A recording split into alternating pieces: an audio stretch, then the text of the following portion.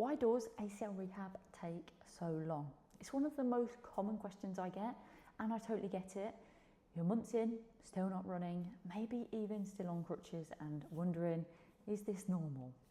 Here's the truth, ACL rehab isn't necessarily slow, it just feels like it. It doesn't help that so many people become totally obsessed on weeks, phases of ACL rehab, and it still blows my mind that people share on Instagram week 8 ACL exercises, week 9 ACL exercises.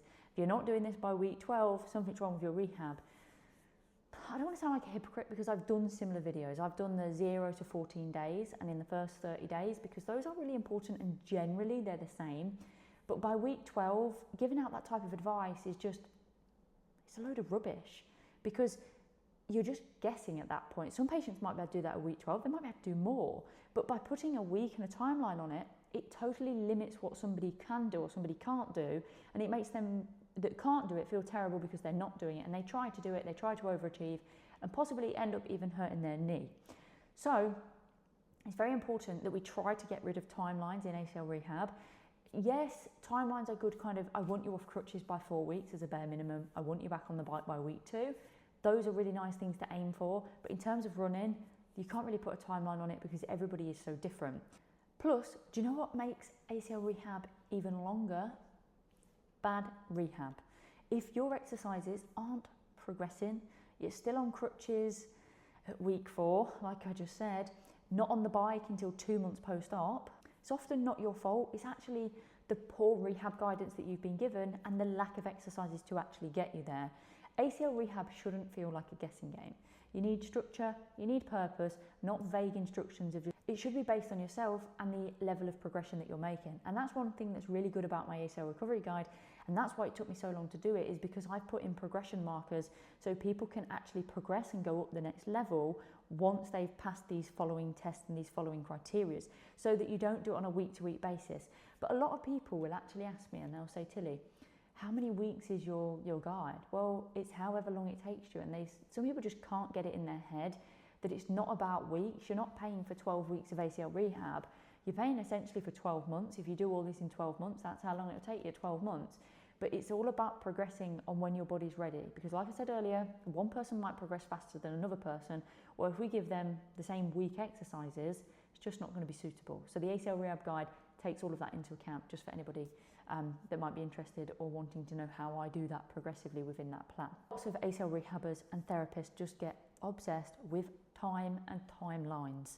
Honestly, I've taken a lot of my education from some of the top ACL clinicians and researchers in the world, and time only matters for a few specific stages. Number 1, returning to running. Number 2, returning to jumping, pivoting, cutting. And number 3, returning to sport. These are the biological graft healing times that we respect because the graft is still integrating. And that's where time-based protocols matter. Outside of that, it's really not about the calendar. And I think if a lot of people could remind themselves of that, they would probably enjoy their rehab better, because it's actually about the quality of movement and the strength you are building. I'll give you an example, right? People will panic over doing leg extensions early on. Oh, it's dangerous, but studies actually show it's really not dangerous. You put more pressure, more force through your knee by walking than doing a leg extension. I actually program them into my diary, or my programs, my plans, exercise plans, can't get words out. But I wouldn't give them to somebody, for example, if they're still on crutches, can't do a straight leg raise, and they're just forcing a knee extension. That's not good prescribing skills from a clinician, because that's how a patient will end up with fat pad irritation, anterior knee pain, and that's why it goes wrong when people say do this exercise by X week. Same with hamstring curls. People rush back into them. Everyone wants to do leg extension, hamstring curl at safety week, but some people end up re-tearing their hamstring graft because they've just gone too hard too soon in a movement that the hamstring just wasn't ready for and it wasn't built up to. The 12-month reality, right? Proper ACL rehab is a 12-month journey. Not because we're being overly cautious, but because it takes that long to rebuild properly. If you're under 21, returning before 12 months, each month early that you return increases your re-tear risk by at least 10 times. Even in adults, I won't clear anyone for sport before a year. Because ACL recovery isn't just about healing, it's about strength, symmetry, movement and testing. Most people can't even leg press 1.5 times their body weight, single leg, yes, everybody always asks me that. And that's just one of the tests that you need to pass. And, you know, we don't just hit 12 months and go, yep, good to go, mate, off you go. We're actually building up to it and we're testing you properly before you earn that right to play. You have to earn the right to play safely, ultimately. ACL rehab done properly takes time and effort. There are key markers that we have to hit in order to progress through the rehab. Like I said in the complete ACL recovery guide, we first need to regain full extension and flexion, walk normally, match your strength to your other leg, relearn how to move efficiently, pass return to run and sport testing, and build confidence in your knee. These aren't just ideas that's been plucked out of thin air, they're backed by research, and yet some therapists, a lot of therapists, are just throwing together tests to look like they're doing something structured. Really big ACL pages, I've had no end of their patients come to me because they've just ended up with awful pain, awful issues after, and the testing that they've done is just totally random and just guessing basically to make it look like they do testing, but I'm sure that's a video maybe for another day. What you have to bear in mind is that you're not just recovering, you're rebuilding. See this time as reconditioning, right? You're going in for a full body MOT. It's not about waiting for months and just thinking, I'm just going to wait for the months to pass and then I can go back to sport. Waiting doesn't get you back. What does get you back is working smart. And yeah, there are loads of ACL experts online saying you can run at 3 months, you'll be back to sport by 6 months. But if there's no structure and no testing, you're basically just risking it. You're just rolling the dice and hitting and just hoping at this point. Now, of course, people get back at 6 months and 9 months. You see these groups, oh, I did my first this and this, and people are like, oh, I'm still not doing this and this. But let me tell you something. If they haven't tested the right test, if they haven't passed the right tests, or they've just skipped through strength stages, ignored movement control and quality, they're just lining themselves up for another ACL to either the same knee or the other knee. You don't want to do that, and what my whole job is to actually do is to recondition you, but also injury prevention. So I'm looking at all the time I'm working with patients, is to actually reduce their risk of injury. That's the whole point of it. We're not just here for fun.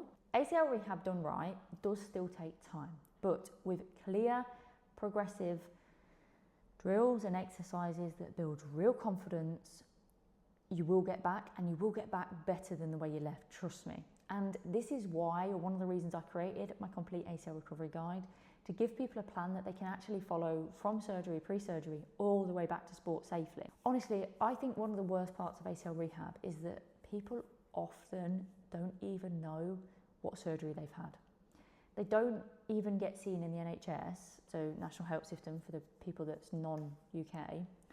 They don't even get a follow-up with a physio or a clinician, maybe 2 to 6 weeks if you're lucky, and then bad habits build up. And then when you do see a physio, they just go, yeah, you're about 6 weeks, try hopping, have a little go at a run, you should be fine. Oh, and I'm just like, why does the surgeon do the surgery to have such poor rehab? But also for the person that's just going to take that advice and run with it, please do your research and look out for things that's better. And why have ACL surgery if you're just going to treat it like guesswork? ACL surgery is elective. You can live without an ACL. Nobody's going to force you to have surgery. If you're going to have it, bear in mind it's major surgery and you want to rehab it right, because it's the rehab which prevents a re-tear. If you've been through it once, you really don't want to go through it again. So, my ACL recovery guide, of course, includes all of the gym plans, all of the return to run drills, testing protocols, confidence building exercises, and then obviously support and things like that if you need it from myself direct to me if you have any questions. It's actually being used by not just kind of normal people like me and you, but athletes and professional athletes, gym goers, and yeah, lots of different people are using it and having amazing results, much better than they're getting with their clinician. So don't just hope and wait that your knee heals. You've got to make sure that you rebuild properly. There are lots of ACL rehab experts out there, and they say this isn't rehab advice because they're not even medically insured. They have so many disclaimers, and they're literally just going to sell you a rehab plan. They'll take your money, throw you into a generic program, a gold or silver plan that's probably like £1,000 but being reduced to 200 or 99, and then you just get left. You just get left in the dark, and you're just as confused as you were, but you'll probably have a little bit less money in your bank account. So please be mindful, please be careful who you do choose to work with, because not everybody actually cares about ACL rehab. And I know how confusing this whole process can feel and how long it can get if you don't do it properly. But I promise you, with the right structure, it will all make sense. You can come back stronger than before. You just need to follow a plan that actually works. Hopefully, I'll see you in the next video. And if you have liked this video, please like and subscribe, because I'm still turning up.